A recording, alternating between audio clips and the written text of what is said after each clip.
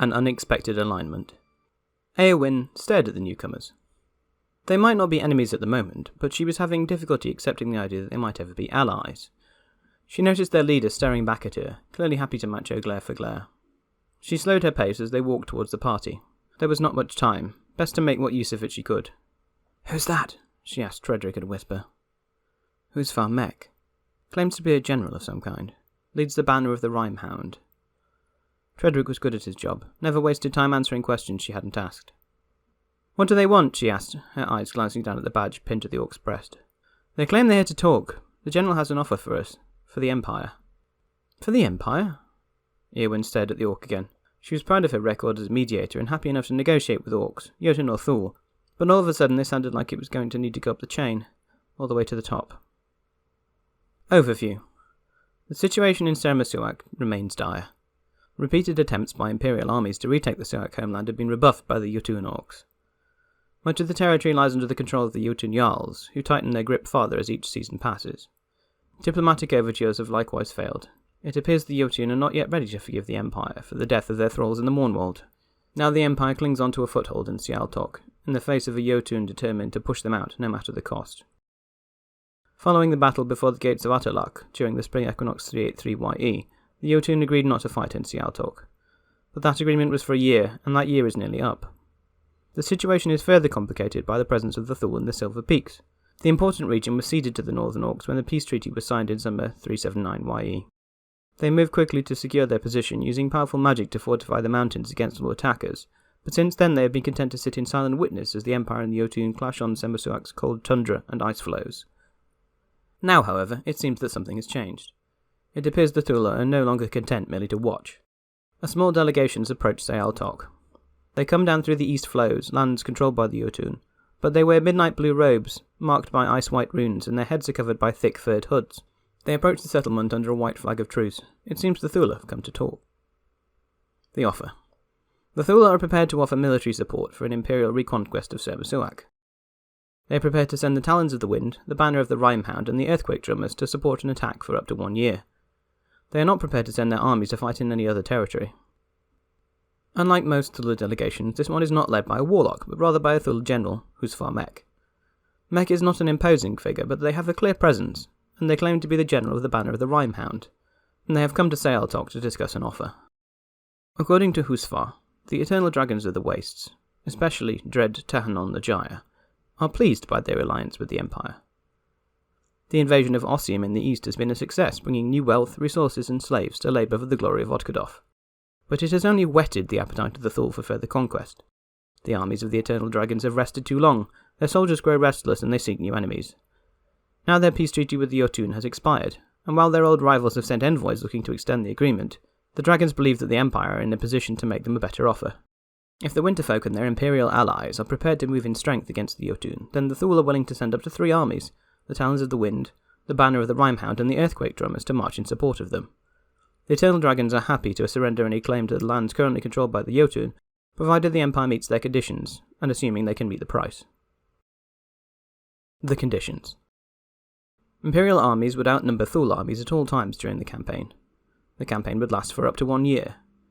The Empire would use no widespread territory-wide curses to slaughter and kill soldiers, slaves, or thralls. The Empire would do nothing to hinder the Thule casting rivers of life on the territory each season.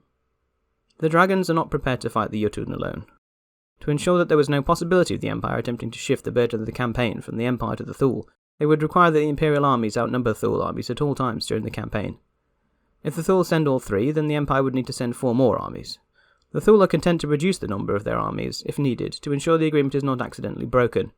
They would simply need appropriate warning from the Empire. The Empire must agree to continue the campaign with all due seriousness for 1 year and attempt to retake the territory. The Thule make it clear that they will regard it as a clear breach of the spirit of the agreement if they are tricked into attacking the Jotun for a season before the Empire immediately sue for peace or withdraw all their troops. Husvar doesn't particularly want to start defining what a concerted effort to take the territory might look like.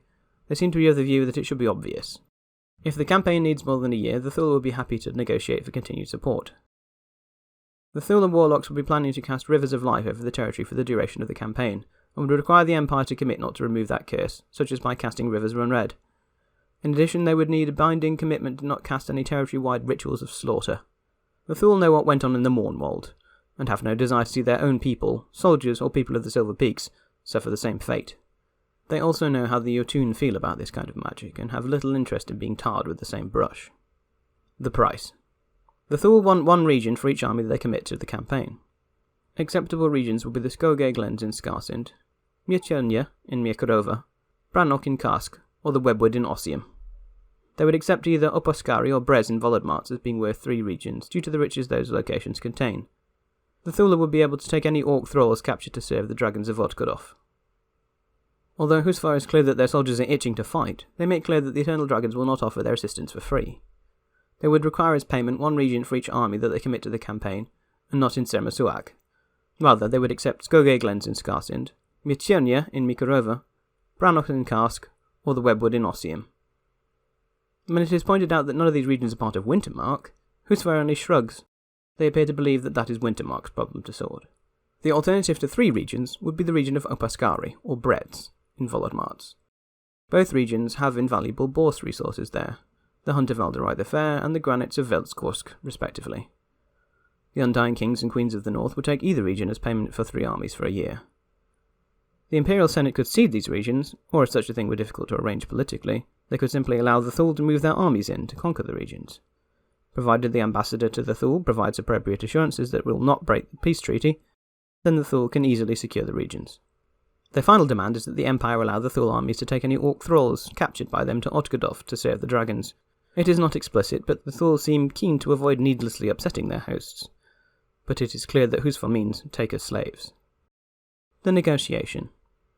Either Husvar or their representative will attend Danville to negotiate the terms of a deal with the Empire. If the Empire don't have a serious offer to make, then Husvar asks that their envoy be informed as much swiftly, so that they could return to the north. Husvar is considering whether to come to Anvil directly, or to send their envoy to see if there is any interest in accepting the dragon's offer. They make clear that whoever comes will be empowered to negotiate. The Thule are making a very generous offer, but they are asking for a high price. That means there is plenty of scope for each side to compromise. However, they take pains to point out that the dragons are proposing that the Thule armies bleed to help Wintermark retake Sermasuak. If the best the Empire can propose is derisory or desultory, then clearly no deal will be possible. In that case, they ask that the Empire let them know early, so that they can return to the north and make other plans.